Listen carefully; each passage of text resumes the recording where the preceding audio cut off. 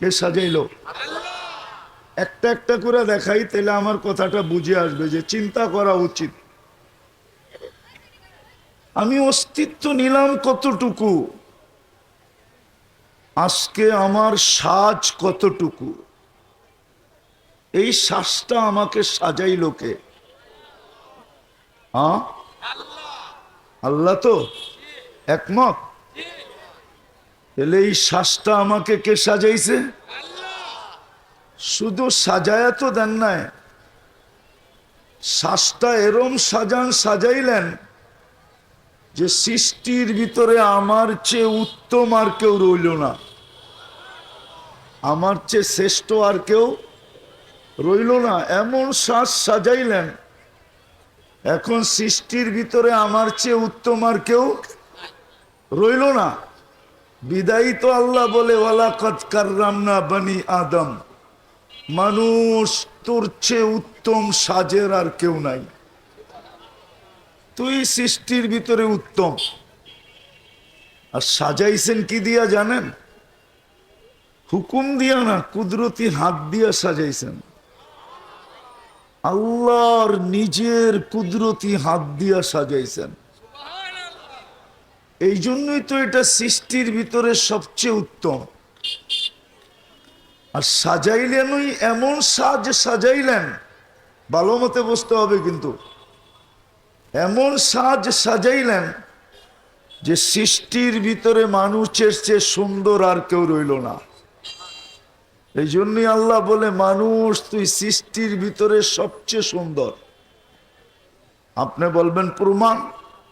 তাহলে মিশরের মেয়েরা তো ইউসুফ আলাইহিস ইসলামকে দেখা বলতেছিল মা হাসা লিল্লাহি হাদা বাশার, এটা তো মানুষ হইতেই পারে না, ইন হাদা ইল্লা মালাকুন কারীম, এটা তো ফেরেশতা হবে, নাইলে এত সুন্দর হয় কি করে? তো আল্লাহ বলে এটা ফেরেশতা না, এটা মানুষ। ফেরেশতাকে হুকুম দিয়া তৈরি করছি, মানুষকে কুদরতি হাত দিয়া তৈরি করছি। ফেরেশতাকে তৈরি করে ছেড়া দিছি, আর মানুষকে কুদরতি হাতে অস্তিত্ব দেওয়ার পরেও কুদরতি হাতে সাজাইছি। বিদায় মানুষই সৃষ্টির ভিতরে কি সুন্দর, প্রত্যেকটা মনে রাখতে হবে, তাইলে কথা বুঝে আসবে, নাহলে বুঝে আসবে না, নাহলে আমার আশা বেকার হয়ে যাবে। হ্যাঁ, তো আল্লাহ বলে তোকে এমন ভাবে সাজাইলাম, সাজাইতে সাজাইতে এমন ভাবে সাজাইলাম যে গঠনের দিক দিয়া তোর চেয়ে সুন্দর আর কেউ রইল না। এই জন্যই তো আল্লাহ কসম খায়া বলেন লাকাদ খালাকনাল ইনসানা ফি আহসানি তাকওয়িম, মানুষ তোর চেয়ে সুন্দর গঠন আমি কাউকে দিই নাই। এখন বলবেন আফ্রিকার মানুষগুলার তো রঙও নাই ডঙও নাই, ঠিক না? মনে হয় হাইসা দিলেন, ঠিক না? রঙও নাই ডঙও নাই, রং ডং বোঝেন? রঙ্গে কি কালো, একবারে কালো, ঠিক না? কুটকুটে কালো, ঠিক না?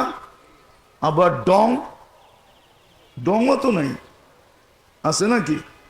আমি তো গুড়া বলতেছি, কিন্তু তার বড় সৃষ্টির ভিতরে গঠনের দিক দিয়ে সবচেয়ে সুন্দর।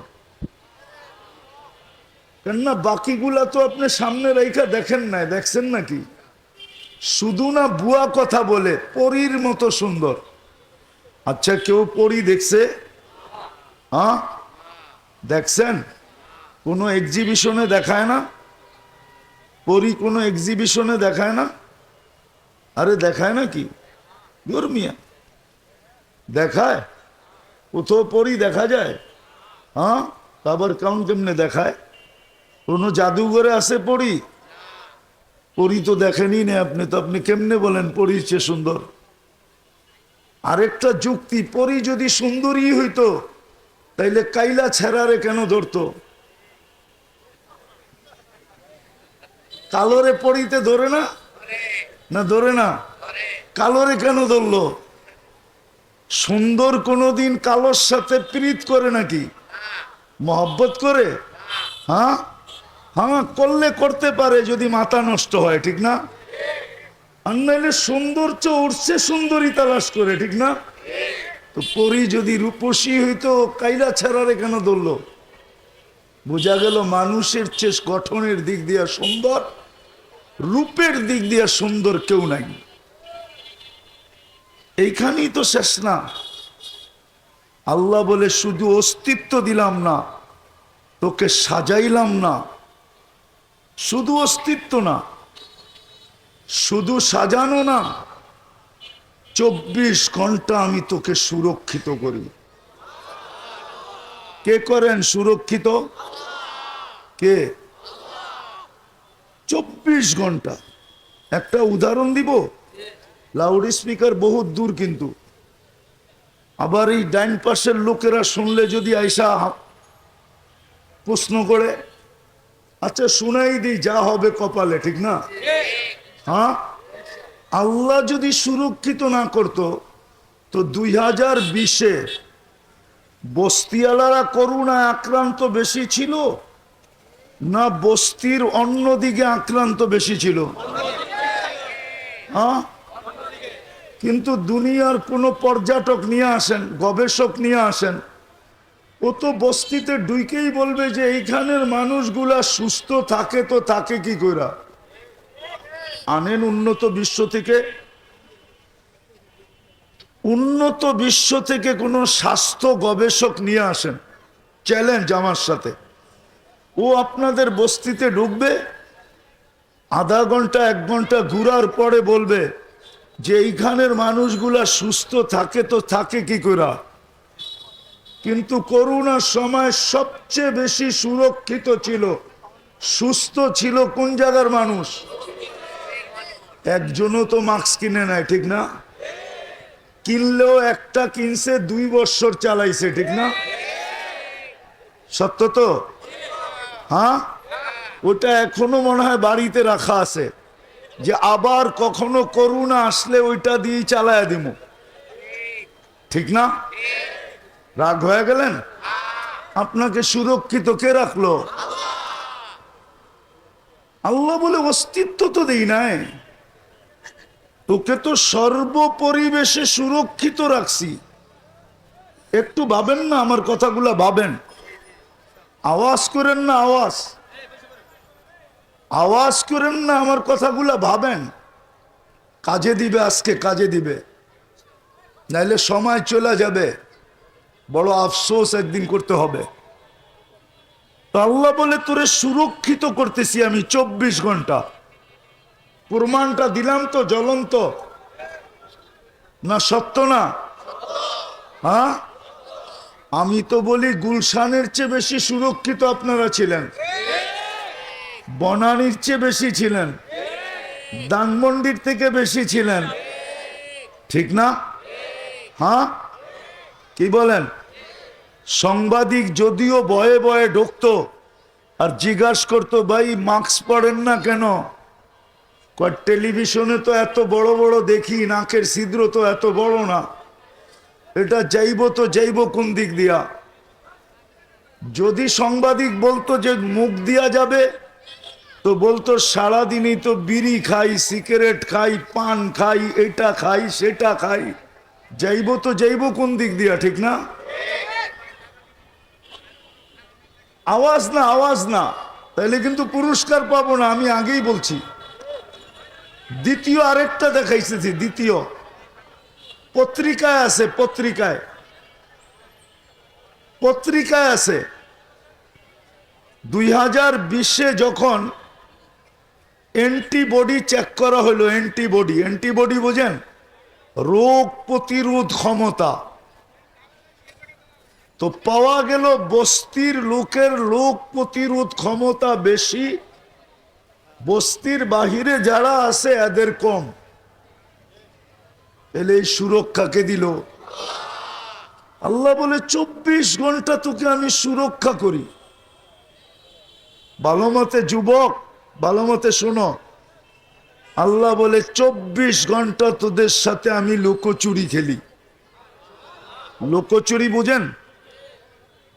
বলো ধ্যান দিয়া, নাহলে শয়তান কিন্তু চাবে না, রুট কিন্তু বন্ধ হয়ে গেছে। শয়তান চাবে না আপনারা মনোযোগ দিয়ে শুনেন, নিবিড় ভাবে শুনেন। এই দুটা শয়তান চাবে না, কেননা শয়তান জানে যে 3 পুরস্কারের কথা আমি বললাম, আজকে যদি এই মজমা নিয়ে উঠা যায় তাহলে ওর সারা জীবনের পরিশ্রম জলাঞ্জলি মাটিতে মিশা যাবে। আপনাকে শয়তানকে জিতাবেন না নিজে জিতবেন? তাইলে কিন্তু চুপচাপ, ভলান্টিয়ারদেরকেও বলতেছি বিলকুল চুপচাপ, কোনো আওয়াজ না। তো যেটা বুঝাইতেছিলাম, আল্লাহ বলে 24 ঘন্টা তোমার সাথে লুকোচুরি খেলি। উদাহরণ দিতেছি, আদকুর আস্তুরুকা ওয়ালাউ তাকশানি, 24 ঘন্টা লুকোচুরি। আল্লাহ বলে তোমরা 24 ঘন্টা গুনাহ করো, আমি একজনের গুনাহ আরেকজনকে জানতে দিই না। কেননা গুনাহ তোমার অভ্যাস, লুকানো আমার অভ্যাস। গুনাহ তোমরা ভালোবাসো, লুকানো আমি ভালোবাসি। গুনায় তোমরা মজা পাও, লুকাইতে আমি আল্লাহ মজা পাই। এই জন্য যুবক ভাবো, সারা দিন কি গুনাহ হয়? এরকমও গুনাহ সারা দিন হয়। আমি বিশেষ করে যুবকদের পায়ে হাত রাইখা বলতেছি, নেটের মাধ্যমে এরকমও গুনাহ হয় যে বাড়িওয়ালারা জানলে ঘরে ঢুকতে দিত না। আমি গুনার নাম বলবো না, কিন্তু হয় না? হয় না? হ্যাঁ, যুবকরা বলো, হয় না? না হয়? নেটের মাধ্যমে এরকম কিছু দেখে যে ওর মা বাবা দেখলো, বাড়ির থেকে বাইরে বের করে দিত যে বাইর। কিন্তু আল্লাহ কাউকে জানতে দেন না। আমি কিন্তু শেষ জায়গায় আসার পথে একটু গুছায়া পিছন থেকে নিয়ে আসতেছি। আল্লাহ বলে 24 ঘন্টা তোর সাথে আমি লুকোচুরি খেলি। 24 ঘন্টা আমি তোকে সর্বস্তরে, সর্ব জায়গায় আমি তোকে সুরক্ষিত করি, যেটাকে হেফাজত বলে। হ্যাঁ, একটা কথা এটাও বলছেন যে আমি যদি হেফাজত না করতাম, লাউলা আদকুর বা আহফাজ, আমি যদি তোকে সুরক্ষিত না করতাম, লাবতালাতিল আরদু ফি বাতনিহা, জমিন বহুত আগে মানুষকে পেটে নিয়ে নিত। জমিন বহুত আগে পেটে নিয়ে নিত। উদাহরণস্বরূপ বলবো, রাগ হয়ে যাবেন না তো? না হয়েও যেতে পারেন, গাড়িও আটকায় দিতে পারেন। প্রত্যেকের এলাকায় কিছু মানুষের আধিপত্য আছে না? না নাই? নাই মনে হয়, ঠিক না? নাই? ওই এলাকায় যদি আরেকজন আধিপত্য গাড়তে চায় তো কি বলে, আমার এলাকায় তুই আধিপত্য গাড়বি, তো এলাকা বেটা আমার, তো লাগেনি দ্বন্দ্ব? হ্যাঁ, সত্য তো? তো জমিনও তো আল্লাহর সৃষ্টি, ঠিক না? আল্লাহর অনুগত্য, শুধু সৃষ্টি না, অনুগত্য। আপনি জমিনে নাফরমানি করবেন, জমিন সইবে কি কইরা? বলেন, আপনি নাফরমানি কোথায় করেন? বাস কোথায় করেন? চলাফেরা কোথায় করেন? খাওয়া দাওয়া কোথায় করেন? পেশাব পায়খানা কোথায় করেন? জমিন তো সব হজম করতেছে। 90 ফিট পাইলিং করেন, ঠিক না? 100 ফিট পাইলিং করেন, ঠিক না? জমিন কিচ্ছু বলে না, ঠিক না? জমিন বলে সব সইলাম, কিন্তু আল্লাহর বিরোধিতা সই কি কইরা? আরে যুক্তিসঙ্গত না অযৌক্তিক? জমিন বলে আল্লাহ তোমার বিরোধিতা সহ্য করি কি কইরা, অনুমতি দাও না। এই জন্যই তো আল্লাহ বলে জমিন তোমাদেরকে পেটে নিয়ে নিত, কেননা জমিন সব সইতেছে বটে, কিন্তু আমার বিরোধিতা সইতে পারে না। এই জন্য আরেক হাদিসে আছে, জমিন বলে প্রতিদিন, আল্লাহ একটু অনুমতি দেন না, কি করবে, একটু সাইজ করি। সাইজ বোঝেন? মনে হয় ঢাকায় শব্দ বোঝেন না, ঢাকা থাকেন তো, তারপরও বোঝেন না, ঠিক না? কি করি, একটু আল্লাহ বলে কেন? আপনি কি দেখেন না, ইয়াকুল রিস্কা কাওয়ায়া আশিক, সারাদিন খায় আপনারটা আর বিরোধিতা করে সারাদিন আপনার। সারাদিন কাটটা খান? হ্যাঁ, কাটটা খান। জমিন বলে ইয়ানদুর বি আইনি কাওয়ায়া আশিক, তোমার দেওয়া দৃষ্টি দিয়া দেখে তোমার নাফরমানি করে। ইয়াসমাউ বি উদুনি কাওয়ায়া আশিক, তোমার দেওয়া শ্রবণ শক্তি দিয়া শুনে আর তোমার নাফরমানি করে। ইয়াতাকাল্লাম বিলিসানি কাওয়ায়া আশিক, তোমার দেওয়া বাক শক্তি দিয়া বলে আর তোমার নাফরমানি করে। ইউমাইয়িস বি আকলি কাওয়ায়া আশিক, তোমার দেওয়া ব্রেন দিয়া ভালো মন্দ বোঝে আর তোমার নাফরমানি করে। ইয়াবতিসু বিয়াদি কাওয়ায়া আশিক, তোমার দেওয়ার হাত দিয়া ধরে তো ধরে, সাথে সাথে 24 ঘন্টা সব কর্ম করে, তারপরও তোমার নাফরমানি করে।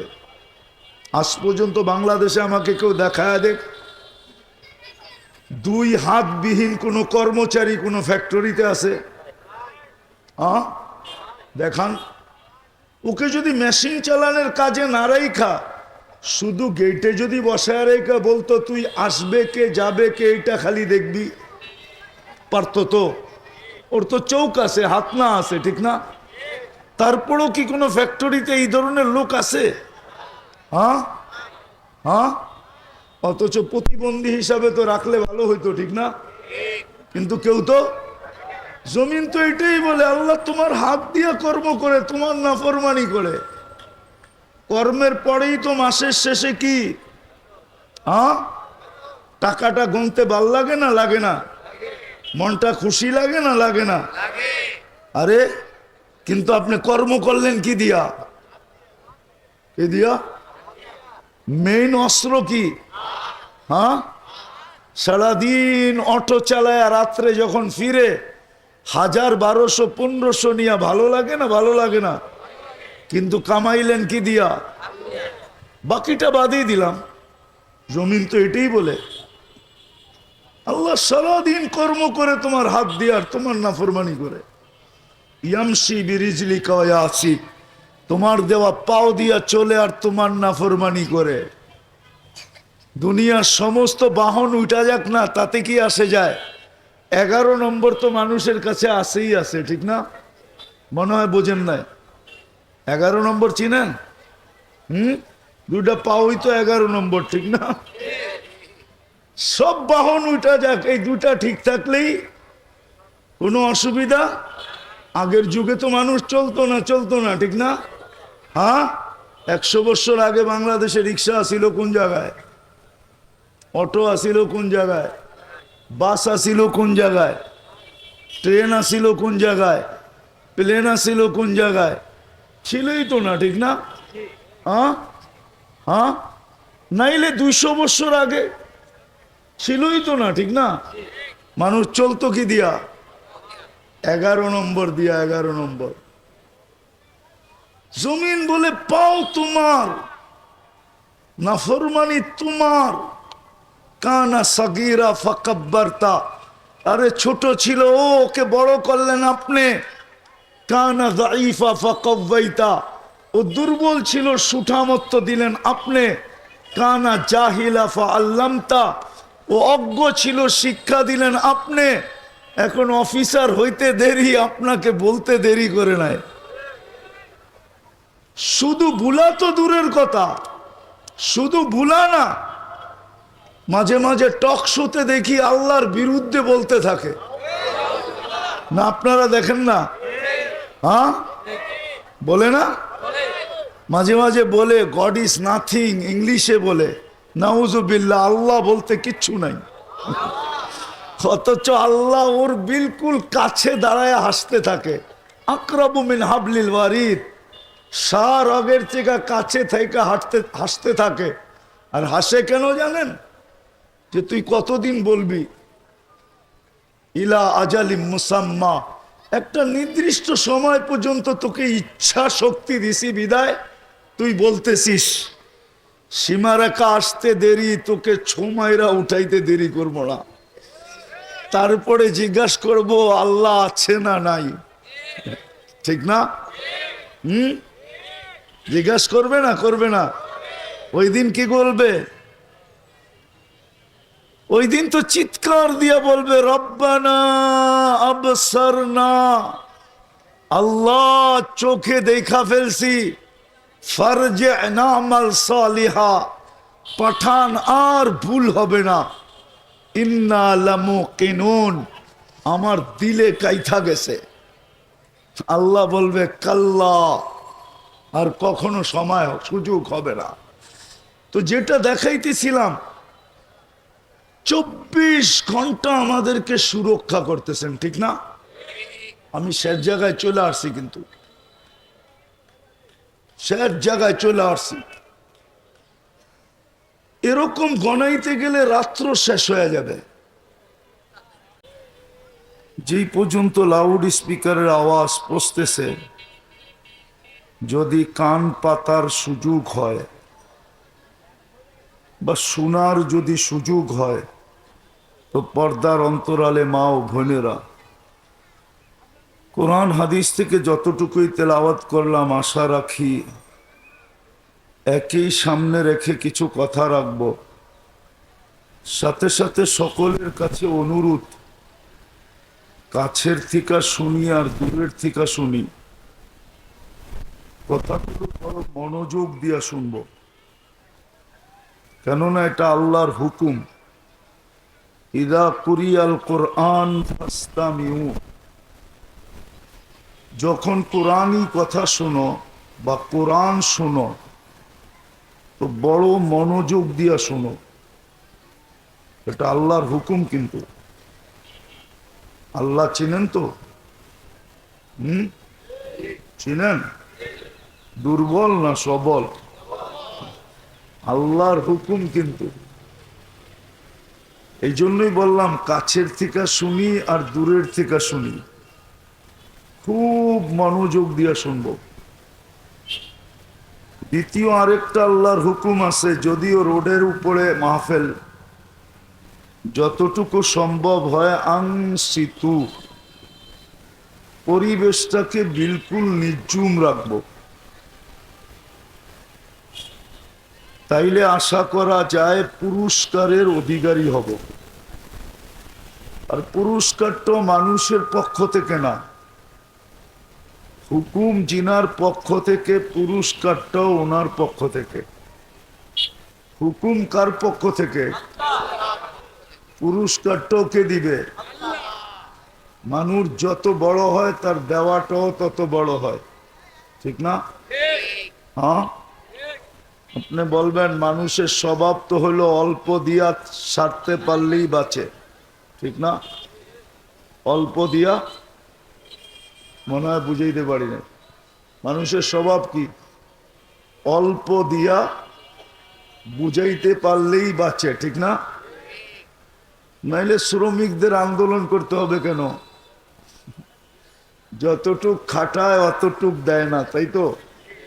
হ্যাঁ, সত্য তো।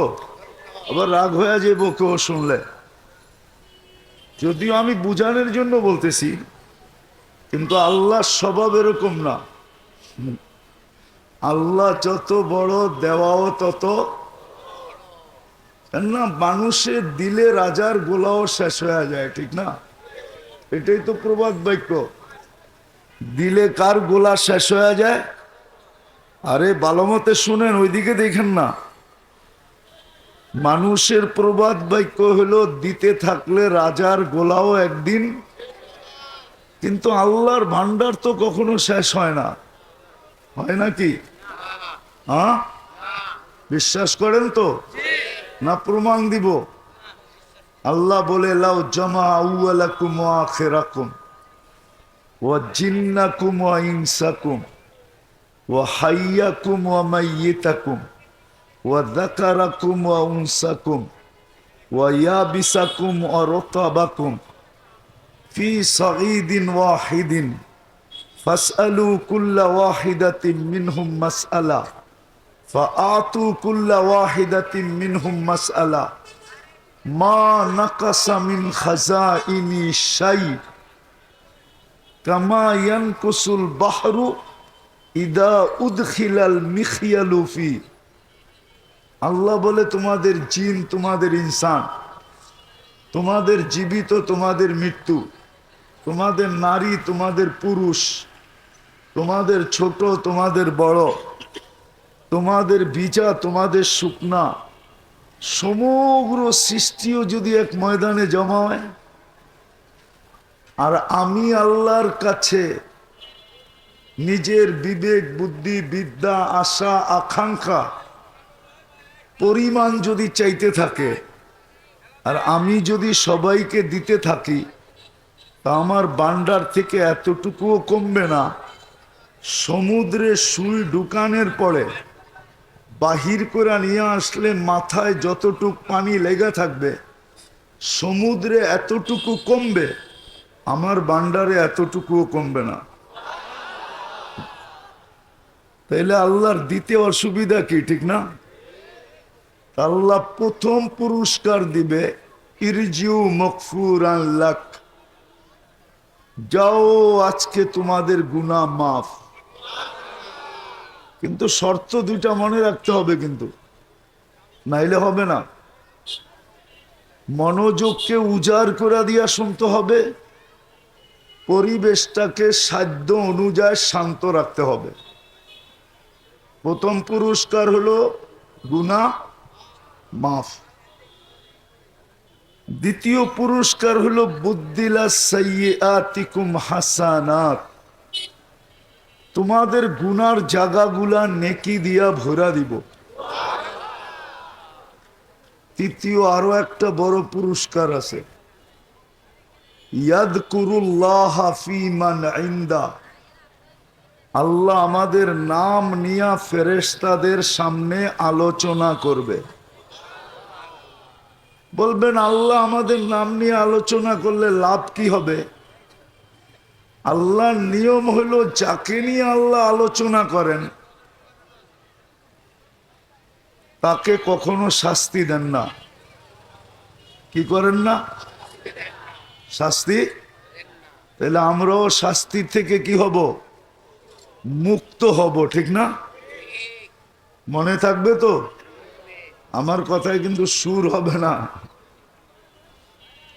ধ্যান দিয়া শুনতে হবে তাহলে কথা শুরু করতে পারি হ্যাঁ আমাদের একটা জিনিস চিন্তা করা উচিত আর কেন উচিত এটাও বলবো না আমাদের অস্তিত্ব দাতা কে আল্লাহ আমাদের অস্তিত্ব দাতা ঠিক না শুধু অস্তিত্ব দাতা অস্তিত্ব দিছেন এতটুকু ঠিক না এখন যদি আমার দিকে তাকাই তো আমি কতটুকু আরে বলুক না অস্তিত্ব তো দিছেন এতটুকু ঠিক না এতটুকু বোঝেন কুনতা সগীরা বড় ছোট অস্তিত্ব দিছিলেন কিন্তু যুবক যদি যুবকের দিকে তাকায় সে এখন কতটুকু পুরুষ যদি পুরুষের দিকে তাকায় তাহলে এখন কতটুকু নারী যদি নারীত্বের দিকে তাকায় তো সে এখন কতটুকু প্রত্যেক মানুষ যদি তার দিকে তাকায় তাহলে সে এখন কতটুকু পুরুষ পুরুষত্বের দ্বারা সাজানো ঠিক না নারী নারীত্বের দ্বারা সাজানো যুবক যৌবন দ্বারা সাজানো এই পর্যন্ত আমাকে কে সাজাইল আমি তো অস্তিত্ব নিলাম এতটুকু ঠিক না কি আর চেয়ে বড় নাহলে আটটু বড় করি কতটুকু অস্তিত্ব নেয় ঊর্ধ্বে 7 পাউন্ড অথবা 8 পাউন্ড ঊর্ধ্বে 10 পাউন্ড এর বেশি তো একটা বাচ্চা বড় হয় না তাহলে অস্তিত্ব নিলাম কতটুকু আর আজকে আমি কতটুকু। এই জন্য চিন্তা করা উচিত যে আমি ছিলাম কতটুকু, আজকে হইলাম কতটুকু। এই শ্বাসটা আমাকে কে সাজাইলো?